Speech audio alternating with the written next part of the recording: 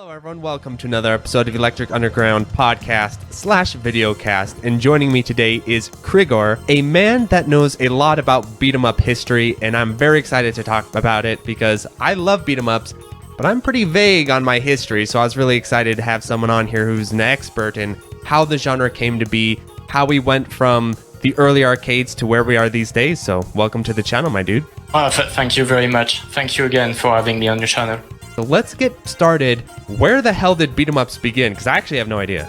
Well, many people will tell you Spartan X, so it's most known as the Kung Fu Master, but the true point of origin for the genre was Samuraï by Sega. It was released in 1980 in the arcade, so it's a title no one really knows about. So how to describe it to you? It's a fast game where you play a samurai, obviously. And you're facing other samurais. You have to keep tracks of everything that happens on a fixed screen, which is mostly black. So you have these other samurais you need to kill with your blade. You have a ninja on the top of the screen that throws shuriken at you. This one you can't reach. And there's also other unreachable enemies from the side and down the screen for killing ropes at you. So you have all these projectiles to avoid. Shout out to Sega then for making it happen. Another awesome bit of Sega history then that people don't really talk about. Yes. Sega is actually the biggest actor after Capcom, of course, on the beat-em-up market. It just created beat-em-up from 1980 to very late in the 1990s. And even now, if you consider the Yakuza series, it's not that far from the genre. What came after Samurai, and what did Samurai do that you think is specifically beat-em-up? That was like, this is the origin point mechanically or level design-wise within Samurai? Being a beat-em-up really relies on the fact that you have to fight close range. It's pretty close, as I've said, to Sheriff. The similarities between beat-em-up and run and gun is something we'll see many times in the 80s. For instance, you have Avengers in 1987, which is the first beat-em-up Capcom ever released, and it's basically Commando, but with punches and kicks. So it's a tate format, vertical shooting style, but with punches and kicks, and it plays so very similarly to Commando. And you also have Bad Dudes vs Dragon Ninja in 1989. It doesn't feel so far off Rolling Thunder, which is a run and gun released by Namco in 1986. So at this time, you could have a lot of similarities in terms of gameplay, and it cements shmup as the mother of beat-em-up and Pong as the grandmother. It's kind of a link with the video you made about how shmup, beat-em-up, genres like that are linked together. Yes. There's a real link if you look at history. So just to finish with Samurai, there's a lot of things to say about this game because it's the first one. But it's also the first video game to introduce bosses. So beat-em-up also brought stuff to shmup. And it's also the first game to have a clash system. Clash system, for the ones who don't know what it is, it's when two blades, the enemy's one and yours, hurt each other, and it nullifies the attack. It's something SNK will really expand on in the early 90s, especially with Samurai Showdown series. But you see that in a lot of games, from Devil May Cry to Hollow Knight, for instance. When you were saying that, I instantly thought of that level 2 boss in Devil May Cry 3, the guy with the scythe, where he'll swing a scythe and you'll swing your sword and you'll clash off each other, and you can kind of get into this clash battle. But if you know how to do cancels, you can just go bam, bam, bam, bam. But if you're not used to doing that, it's pretty interesting. Yeah, clash systems, I really like them. So Samurai came up with that. So then we have Swashbuckler by Datamost in 1981. This one is a lot less interesting, but it's a true style view this time. You play a duelist armed with a rapier and face pirates, other duelists, but also fast small enemies like dogs and scorpions.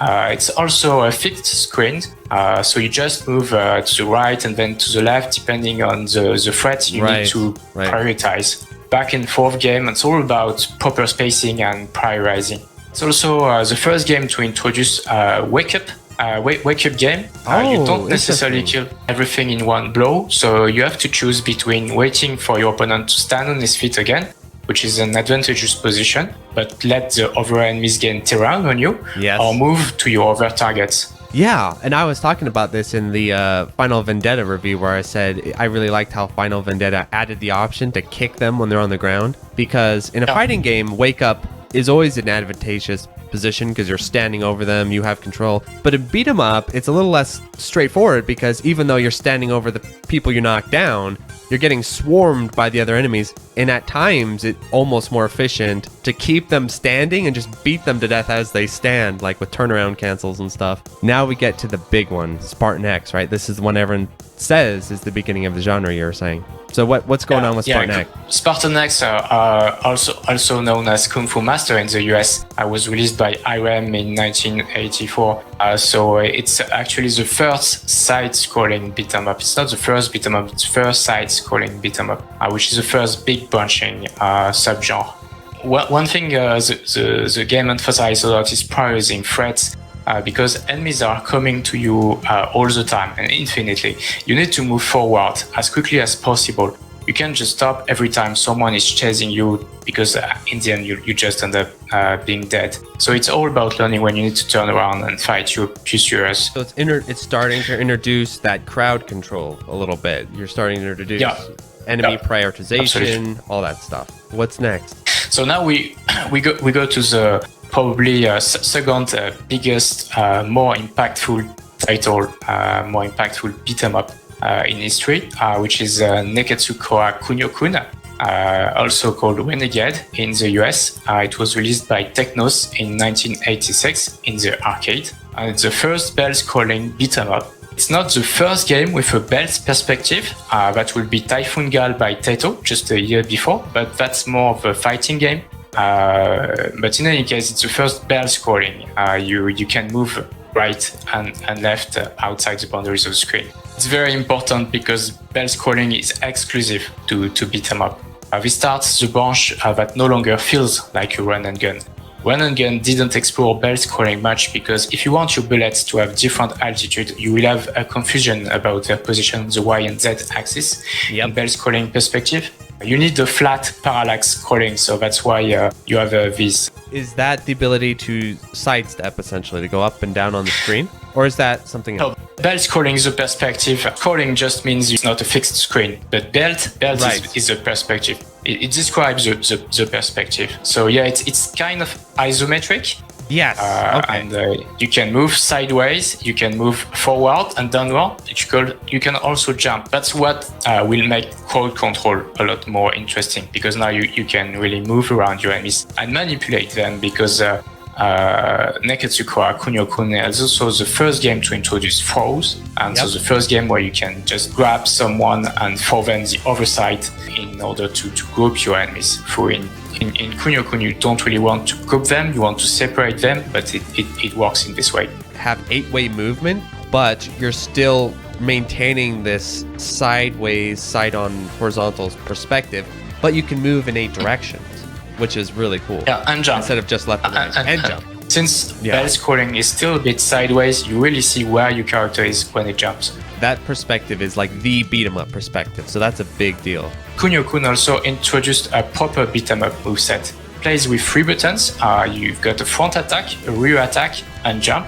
You can run by pressing the joystick left or right twice quickly, so the standard way, pretty much standard way. It push enemies if you collide with them. You can attack lying opponents by pressing down, then front attack. It's a pin system, and so it works a bit like in Final Vendetta. It's an effective way to DPS, but when you use it, obviously you need to use it carefully, as it leaves you open, because now you're only punching the guy that's lying down, and the others are still moving around you. Opponents can take a few hits, which also has nice and big consequences. It's the first game that is big on combos. You've got an infinite punch combo if you spam the front attack.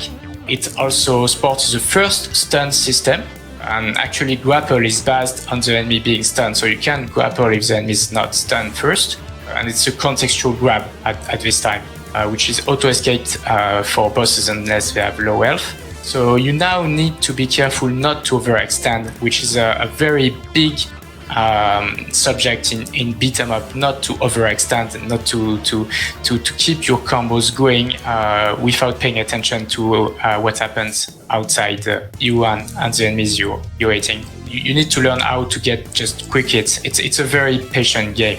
Yeah, and that's something that separates beat 'em ups from fighting games. So in fighting games, because you're one-on-one, you always want max combos. You always want to keep the juggle going. Just keep them under your control. The problem with beat 'em ups is that oftentimes, positioning on screen is more important than just outright damage of an enemy. You don't just want to combo your enemies all the time forever. Sometimes you want to do these short combos, get them knocked down, and then you got to fight the next dude behind you, and everyone's coming at you all the time. And that's what makes beat 'em ups, I think, really exciting, is you're having to juggle multiple opponents, not just one. Yeah, and so it's followed in our list here by Double Dragon. And Double Dragon, I think a lot of people are going to be like, okay, I recognize that one.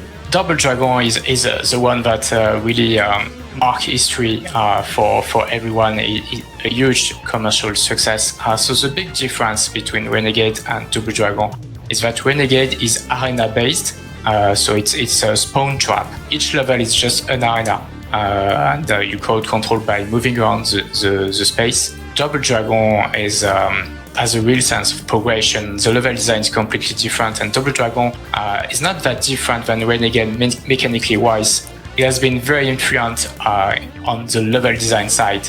This sort of progression through a stage, it's something people understandably really likes. Yes, and I also would say, just looking at the two games back to back from each other, that Double Dragon has a more intriguing visual design. The game before it looks cool and everything, but I think Double Dragon has a flair to it that really, I think, also probably cemented it in people's minds.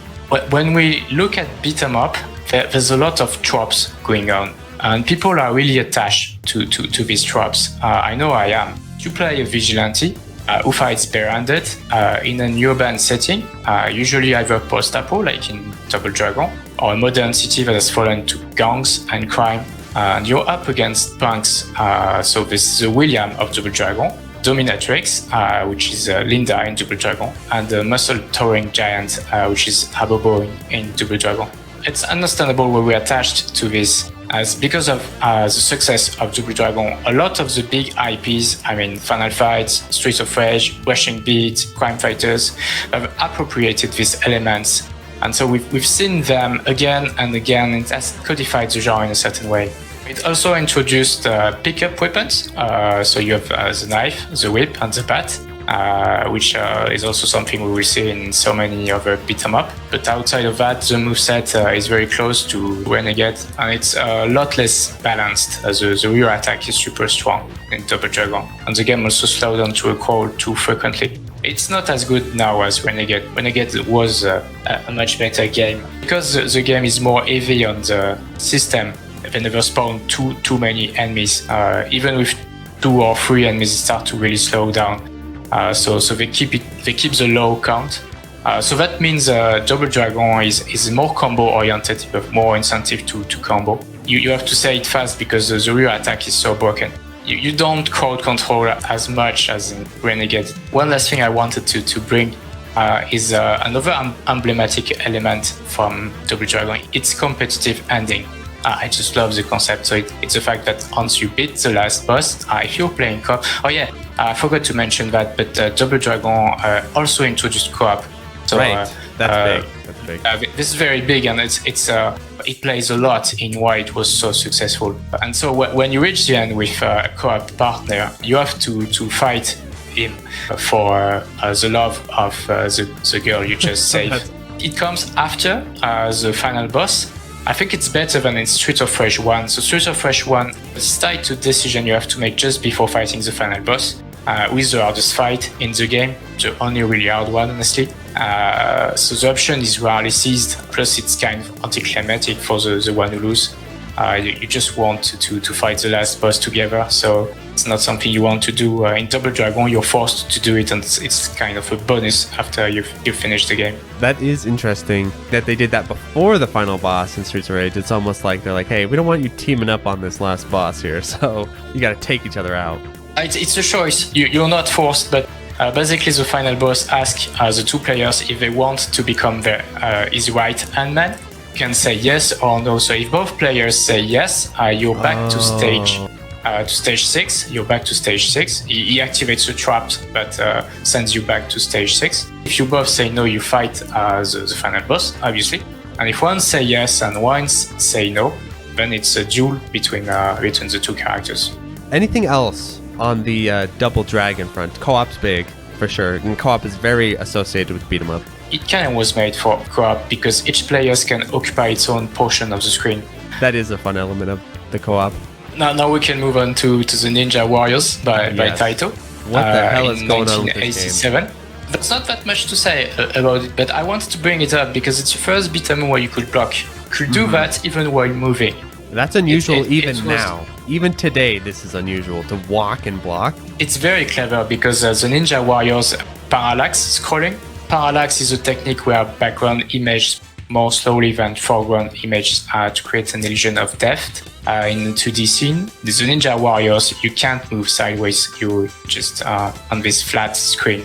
And because you can't move sideways, having the possibility to block while moving makes you able to position yourself more efficiently because now you can really move to the enemies while still being protected. It's not something you really need in a belt-scrolling beat-em-up because you can just move sideways. Usually in parallax scrolling beat-em-up, like Spartan X and Bad Dude vs Dragon Ninja, you move to the closest enemies and you try to go forward as much as possible, and you just turn around when some enemies is catching you up on the back. You're reacting to the situation, methodical gameplay, tactical gameplay, about positioning yourself where you should be and using iframe moves in the right circumstances, managing the screen in different ways. So, Ninja Warriors, and then we go to the next game on your list, which I've never heard of, so this will be interesting. It's P.O.W. Prisoners of War, released in 1988 by SNK, so it's the first beat-em-up of SNK, which is be prolific in this scene. And I wanted to bring it up because it introduced firearms as pickup weapons. And I think they work terribly well in this kind of games. It really diversifies the gameplay. It had an element of power and it makes you route a little bit. They're an integral part of Capcom's success. They will play a lot on the fact that you can pick up firearms weapons. Would this be a game worth revisiting today, or is it a little bit too archaic to really bother with? It's not very good because just like Double Dragon, the moveset is very unbalanced. So basically, you just jump attack your way through the game. The moveset is very basic anyway, but it does have this strategic element of ammo preservation. When you pick up a firearms, it's still good to think about when you want to use it. It's a big part of SNK beat-em-up. Literally every beat-em-up outside Burning Fight released by SNK play with strategic limited resource. You have Robo Army, Mutation Nation, the Sengoku, and Gaia Crusaders. They all have some form of bombs or power-ups as a central element to the game.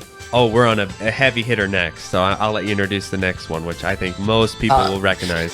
It's at the same period of the previous one, but we had the birth of the first Ninja Gaiden from Tecmo in the arcade. So this one was a beat-em-up. It was not an action platform game. I just wanted to mention it because it's one of the best franchises in history. It's by far my favorite 3D beat-em-up license. It's my favorite franchise possibly ever. And that's putting Dodonpachi in there. It's real close between Dodonpachi and Ninja Gaiden as franchises, so I'm right there with you. It's in my top 3. I just love Resident Evil and the Streets of Rage a bit more, but I think it would come third, yes. The first Ninja Gaiden was still a good game, Double Dragon kind of game, but you already had acrobatic moves in the first game, such as the famous guillotine throw. It's something you have in the 3D games, throw of the 3D game, which was so unique back then, doing a throw from a jump attack. One element that's not that tied to gameplay, which is nice, is the game over screen was very detailed. It pictured the circular saw descending onto you. Yu Hayabusa was already the main protagonist. And this game over screen was made to push the players to fit the cabinet and continue because they didn't want to see what happens after that. And that will inspire Final Fight game over screen. Ninja Gaiden, classic franchise. Now we get into one that I know a ton of people love. People talk about it all the time, and I'll let you introduce it. Golden X by Sega in 1989. So this game notably increased mobility. You could easily run. You could also control your jump, have different jump curves. You could also ride beasts, which was an innovative aspect. It makes for a different kind of pickup weapon in a sense. It was a very cool and original way to expand the moveset. But perhaps more importantly, Golden Axe featured different attacks depending on if you are close or far from your opponents. When he or she is stunned, being close added to it, to your string. Here again, we play on the risk-reward things. But in Golden Axe and basically every Double Dragon clones, it's not necessarily being close, but it's the risk. It's just spending more time doing your combos. You might want it, if there's only one enemy, you might want to be close and dish out the extra damage, or you might not want it and space you a little bit more so you can just knock down it faster and deals with the other threats.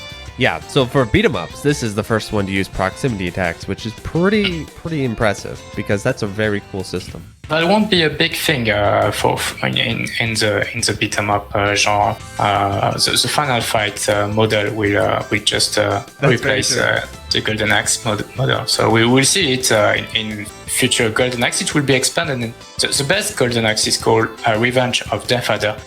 This one is really cool. But it's the one that plays the more with this kind of difference between and not close attack. You know what's an interesting thought is if you're looking at it from a grappling fist sort of combat and a weapon sort of combat, like it would make more sense logically to have proximity attacks in like a weapon-based combat system, because if you have a sword and you can just stab them with the sword, why would you grab them, right? Why wouldn't you just stab them? So I could kind of see that making sense for something like Golden Axe, where you're using weapons rather than, grabbing people and punching them. I guess, yeah. Just a final thing about Golden Axe, it borrowed bombs from shmup, which here are magic. They come in limited supply and affect the whole screen, but it's also something Golden Axe introduced. So this is the first beat 'em up to have this screen clearing bomb. Yeah. Nice. Which also will be replaced by Desperate Attack, introduced by Final Fight, but it tried a lot of things. Yeah, that's true. Dynasty Wars, not Dynasty Warriors. I just can't read, it's no problem. It's from the same setting, the War of the Three Kingdoms. Basically, every beat 'em ups that happens in China happens during the War of the Three Kingdoms. It's a game where you play a horseman, so you're always on the horse and you're fighting through hordes of enemies. So they're very simplistic enemies that dies very quickly, but they fill up the screen. It's an extremely simplistic gameplay, but it introduced many things. First is obviously RPG elements. It was just a few days before Downtown Nekketsu Monogatari, but should we hold that against this game then? Should we say like this is a bad thing? Like, hey, Dynasty Wars, what the hell are you doing? Dynasty Wars has a lot of bad things going. Actually, it introduced many things I don't like in beat 'em up. Yeah. So for those who don't know, I hate RPG elements in beat 'em up. So I'm not sure if I'm a fan of this game already, but we'll continue. Well, it's an arcade setting, so you can't really farm or anything. In this sense, it doesn't change much stuff. You're progressing. You don't really feel like you're progressing because you're facing just stronger and stronger enemies as you're becoming stronger yourself. So it doesn't add anything. Yeah, it's like almost like a rank type system almost, rather than like a true RPG style. One concept it also adds, and I'm really not fond of it. It's charge attacks. So in Dynasty Wars, you basically only perform charge attacks. I'm not a fan of charge attacks because they tend to be both powerful, quick, and safe, and they make the games revolve around them. I mean, if you look for an This is optimal way what to I was play. talking about. And I'm glad you mentioned that. This is what I was talking about in that Turtles review, and everyone's like, bro, just charge attack. Bro, you're stupid. Just charge attack. Trying to explain to people in the comments. Yes, I know that the game wants me to sit there and spam charge attack. I get it. The point of my critique was I don't like it. I don't think it's good design. But yeah, so I'm glad you brought that up. If you look at games that have charge attacks, Super Double Dragon, Asterix, Sengoku 2, Night Slashers, at high level, they are really your bread and butter move. I mean, Asterix and Night Slashers had a fatigue mechanic tied to it, meaning if you kept charging for too long, it made your character exhausted and vulnerable. And still, with it, it didn't prevent them to be so useful. Charging also means waiting, which is not terribly fun. Now you're going to get a pop quiz. This would be impressive if you know this. When do we start seeing this hyper armor, or are these Japanese games too cool to even do it? TMNT, the arcade game, so it's a second TMNT. I wouldn't be surprised. I think this is a game that introduced super armor. Damn you, Konami. To finish about Dynasty Wars, so two other elements. You had enemies that came on screen just to release their rows and then left. It's something we see many times in ball-scrolling beat-em up. The recent Shredder's Revenge is quite fond of this. And it's also an element I'm not very fond of. Well, the only goal is basically to try to kill as many as possible before they left, or for score, I guess. But yeah, but just enemies that move onto the screen, release their attack, and move out. And in Shredder's Revenge, you also have a lot of enemies that charge through the screen and then they just left. You're never going to see them again. Yes. So down to Nekketsu Monogatari, which is also known as Reverse City Ransom on the US. In France, it's street gangs. Always giving multiple names. It's not to pass as a purist, but it's just because we don't necessarily have the same name in Europe, in US, in Japan. So this is the biggest beat 'em up franchise of all time, along with TMNT. There has been 8 titles in parts of the River City series, and there's 2 more to come. So it really made big. It had big impact. A very modern title, and it really brings everything wrong, in my opinion, with modern beat 'em up. This game is much bigger on the RPG elements than Dynasty Wars, because the level design is non-linear. I don't know if you categorize that open world, since it's still 2D, but you get the idea. You can backtrack, so you can farm money. Dying meant losing half of it, same as in Dragon Quest. And that money in turn lets you buy techniques and stats increase, which will become big with 3D beat 'em up slash hack and slash character action game, name your drug. You can choose which stats you want to improve, as long as you know what does what, because you're buying items and it's not necessarily described what it will do. And there are certain places dedicated to talk and buying stuff and not fighting, so you have this kind of sim life element. This is part of the big success of River City. And this is one of those crossover games where people who don't necessarily play beat 'em ups all that much tend to like it or tend to talk about it. Like, oh, it's so great and everything. I've never actually played through the whole thing because of the elements we're talking about. I just get too bored with it. So on the combat side, this game offers a generous moveset. It's a modern moveset as well. So this game was very ahead of its time. You have functional block, excellent mobility, but there's no connectivity to it. You don't chain moves together outside spamming punch, kick, your weapon attack.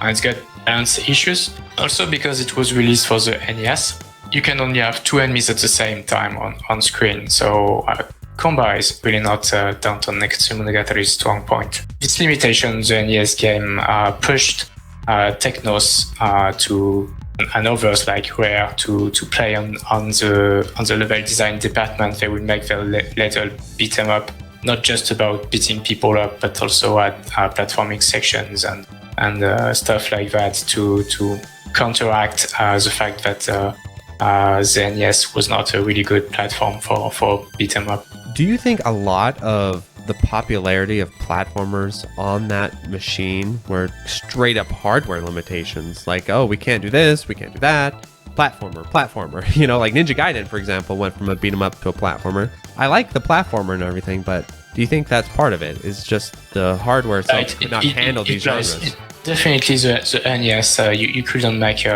a really good beat 'em up on it. It was not made for that. So that brings us to the infamous Teenage Mutant Ninja Turtles in the US.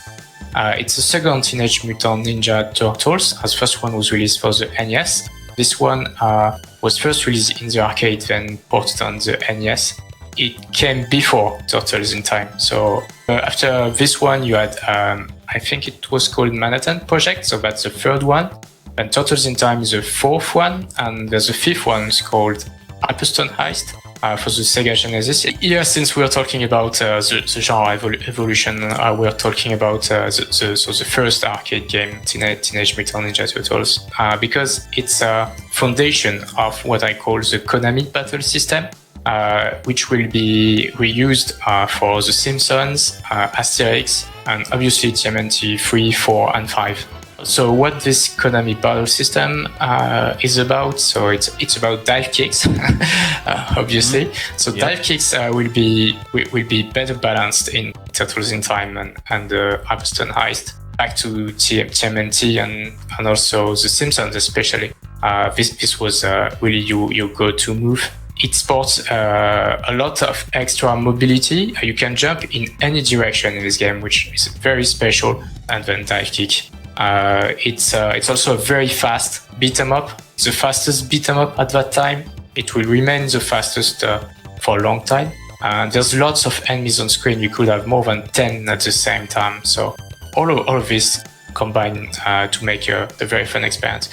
My opinion of it has always been that I don't really like the older titles that much because I feel like the missing ingredient to all the older titles, that time added, that made it the game that it is the run mechanic, being able to run around the screen so you're not just dive kick spamming all the time. What do you think about that? The way moves acts in TMNT, of course you'd go for dive kicks because it's safe, it's fast. The game has a weird damage system, so every enemy has a stamina and a health bar. So the stamina is hidden. And it's also the case for your moves. They deal stamina damage and health damage.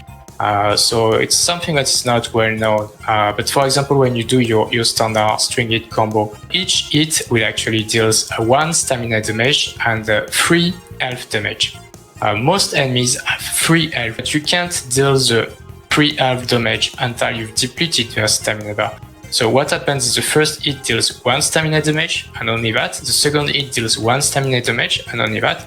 And the third hit deals 1 stamina damage and 3 health damage and kills the enemy. Dive kicking will deal 3 stamina damage and 1 health damage. So then you wouldn't kill it. So it was just simpler to spam dive kicks. We're on another game I'm unfamiliar with. So take me through this one. So Crime Fighters in 1989 released by Konami as well for the arcade. So Crime Fighters is one of my favorite franchise. So it replaces the pin down system of Renegade with a stomp. So this is what you have in Final Vendetta. Final Vendetta is actually inspired by the Crime Fighters series, and you can say that just because of the title. Final comes from Final Fight, and Vendetta comes from Vendetta, which is Crime Fighters 2. It's a title for Crime Fighters 2. So it's faster and more readily available than the pin system of Renegade, where your characters straddle your enemies and then start to punch it. You had just one button to perform your attacks, but the animations were different and they were randomly determined. So your character performed different attacks as you press the attack button. What? It adds... Yeah, it adds some RNG as one of the moves could be throwing your opponent behind your back, potentially helping you, or not at all with crowd control. Like imagine you're comboing a group of enemies through randomness. You get the back throw animation. So you had this nice, perfect group of enemies together. Then you accidentally back throw one of them. You're like, oh shit.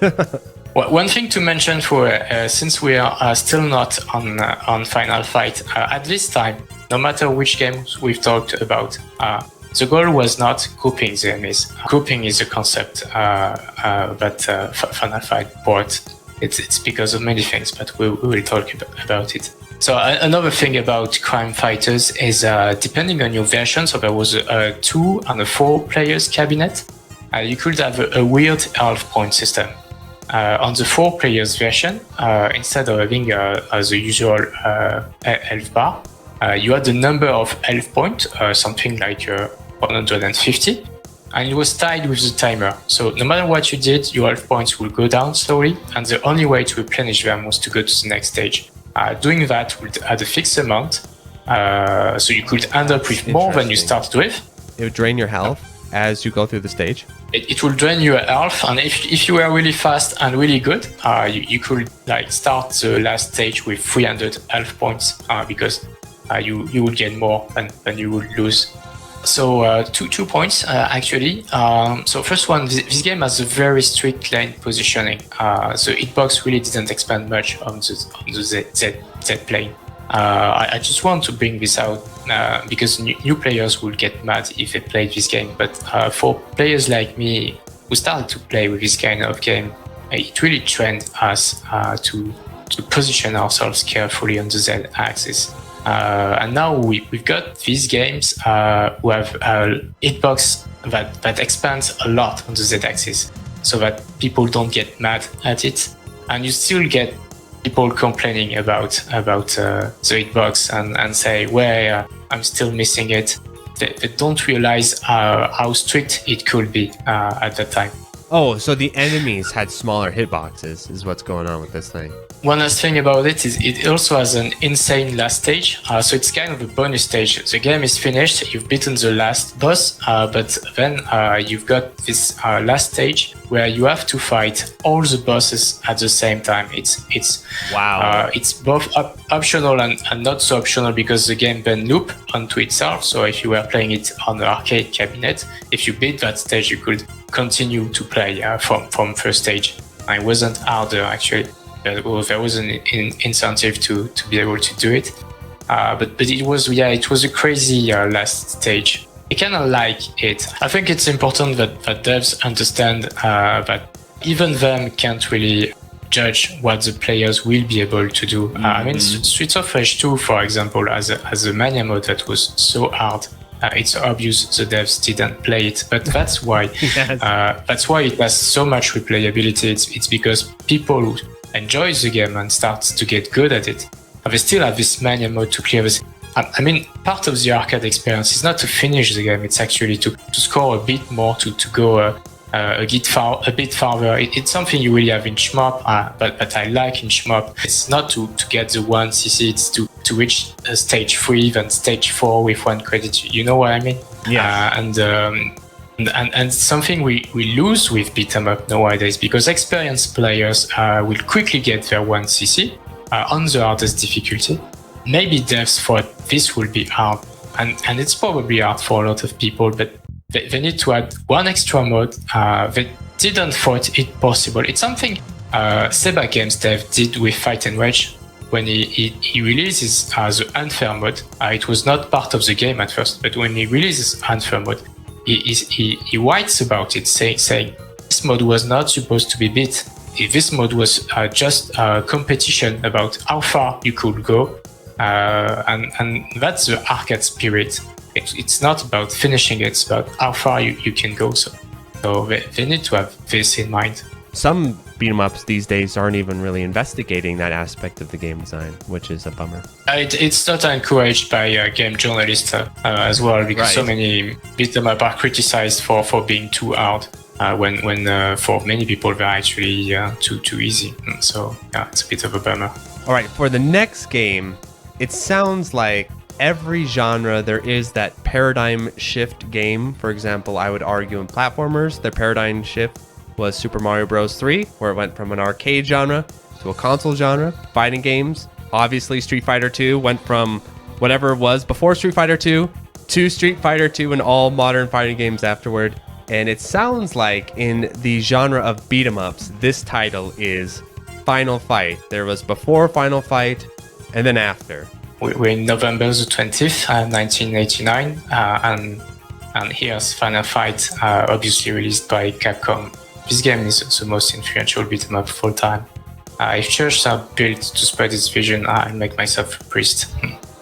So this is a very important topic, because although Final Fight is at the top of so many people's best beat 'em up ever list, I still think it's underrated. Underrated because so many people don't understand why it changed the genre. You've got this perceived influence among experts in video games, like game journalists, but its contribution is that it was technically so much better than its competitors. You've got these big, huge, even and very detailed sprites that are quite okay even now. And of course, it's what made it a commercial success. I'm not denying it. But when it comes to the gameplay, the general opinion is that it's very much like Double Dragon, perhaps even less interesting than Double Dragon because of a smaller, simplified moveset. And then why is that? Starting from 1991, Final Fight clones became half the market, and in 1993, 3 beat 'em up out of 4 were based on Final Fight. How can you immediately tell, well, this play like Final Fight and not like Double Dragon or Golden Axe or TMNT? So that's a subject I really wanted to talk about, the real influence of Final Fight. People are starting to pick up on this a little bit more. For example, when we were talking about the Final Fight series, Boghog says that he still thinks the first Final Fight is the best one. It is the modern beat 'em up. You know what I mean? It's like the blueprint of what we know as beat 'em ups today. Everything's there. It's all there. So yeah, take it away. What are we seeing introduced in Final Fight? So the first obvious influence of Final Fight is you grapple by walking onto the enemy sprite. It's a different way than we used to do before, which means it's now a tool to open up your enemies. It beats blocking, which is the start of the triangular system you have in fighting games. And from there, Capcom made the foes invincible. So it's a first beat 'em up with invincible foes. So now foes... That's big. That's big. And now foes serve multiple purposes. They're much easily accessible, and they can be used to reposition your enemies, to manage code by tossing an enemy to its friend, by sending enemies into hazard. It can serve as a combo extender, so now you can do jab, jab, then grab your opponent, then dash, and it's longer, but it will deal more damage, so it's riskier, but it's more rewarding. So it can be used to open enemies, so now you can approach them sideways and just straight out grapple them and then immediately throw them. And you can use them to dodge incoming attacks. So for example, you're jabbing an enemies and you see something happening on your back or just behind these enemies, you can now just come to it, grab it, dodge it, both avoid the incoming attacks and maybe have a little domino effect with whatever was going after you. So we're seeing the beginnings of crowd control here, or like the modern version of crowd control here. You're using throws to get them in piles together.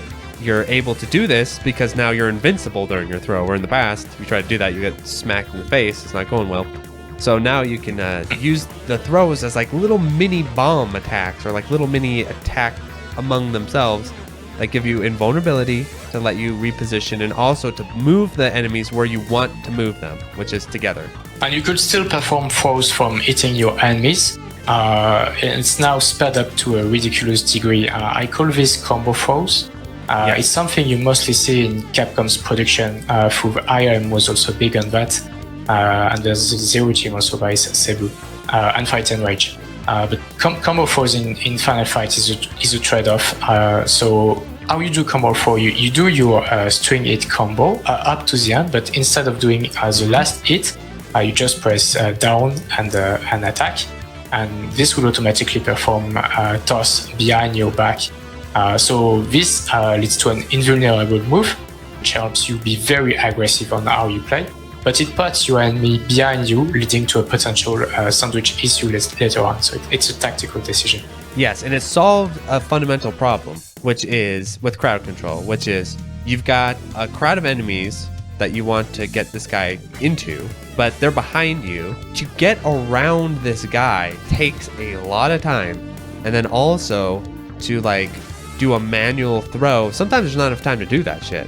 So like having it be built into your combo string is brilliant, because now you're able to specifically turn your combo from damage into positioning. So you have that trade-off. It's a hit string itself, as Final Fight handles it very differently than previous game. It has the first consistent hit string auto combos on hit confirm. So what happens is the strikes are performed in a very predictable and fast sequence. Nothing is contextual or tied to stunning your enemies. So for example, Cody will always do jab, then gut punch, then uppercut. And the last hit will always knocks down and has longer recovery, which opens you up. So it's one of the ways you can really distinguish Final Fight clones from other types of beat 'em up. You got this hit string auto combo. Now, But what truly distinguishes Final Fight, it's one frame jab with long range. So now we are getting into what I said before. Before Final Fight, the goal was to separate your enemies, and now it's to group them. Why? Because you've got a one frame jab with a long range. And shitloads of hits done too. Absolutely, yeah. So Final Fight promoted a much more aggressive approach. Very few things can pass your jab spam. It's like a defensive wall, and you can bring the fight straight on as well. You feel more powerful as a result, and the experience is more intense. Yet it's by no means easier and certainly not less tactical. Once you get into your string, you open yourself after every third, fourth, or fifth attack, depending on which one you play. Guy has a slower, longer string, and it plays for him, unless your enemies are not coming from the same side, at which point it plays against him. So obviously there's the desperate attack. So if you let yourself outflanked, you still have something to use, and it's yet another new genre-defining feature of Final Fight Point. It's called by many names. I've also seen escape move pretty frequently. Death blow is also very used, and some people called it the 360 thing that consumes health on it, but it's even invulnerable, which is a pretty long name, but it works as well. So I always am a little stinker about this because this is like supers, right? A super has 5,000 names, but whenever I review something, I almost always just call it a super. Even if the game calls it a hyper mega double plexer, I'm like, it's the super. So that when people are listening to my review, they know what the hell I'm talking about. No matter what the game calls it, the game could call it the Mega Buster 5000, I'll just call it a desperation attack. That's a huge move in the genre. So why it's big, it's just like in Dynasty Wars, it makes health a resource. So if you are on health and food not far, you can just spam it. It rewards you for having played very well at this point. But unlike Dynasty Wars, there's a ton of connectivity with the rest of your moveset. It punishes players for bad management, but it rewards them for understanding it in time. It also cancels your recovery frames, so it can be used as risk management to fill in the holes of a low risk strat. As we can just, for example, focus on string hit combos against grouped enemies, and just using it whenever the enemy that has slipped outside is getting in range. It has so much strategic value. It levels out the punishment of the gameplay a little bit, where a savvy player knows, oh, I made a mistake here, I need to bomb. Oh, I made a mistake here, I need to use the desperation attack because I know in about 10 seconds I'm going to take half a bar of health if I don't. And newer players, they don't have the situational awareness to understand that. So it still rewards you for having mastery of the game, for understanding what the game wants you to do, but it makes it so it's not all or nothing, basically. And also, it also gets around some jank. Maybe the developers don't catch, they don't realize, oh, this causes a stun lock, this causes you instant death. But luckily, at least the player has one tool to get out of it, most of the cases, which is the desperation attack. Yeah, your comparison with shmups is really on point.